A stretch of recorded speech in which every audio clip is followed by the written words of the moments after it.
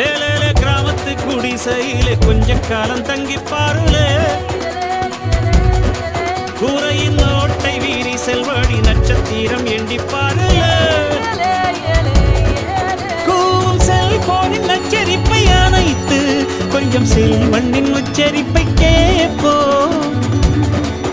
வெறும் காலில் செருப்பின்று நடந்து மண்ணோடு பேசிக்கொண்டு போவோம் மழலைகள் ஆவோ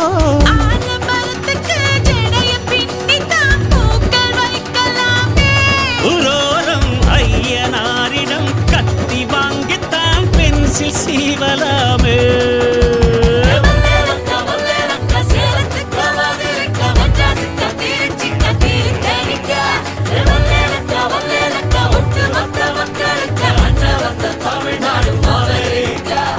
காவிரி யாரும் கை குத்தல் அரிசியும் மறந்து போ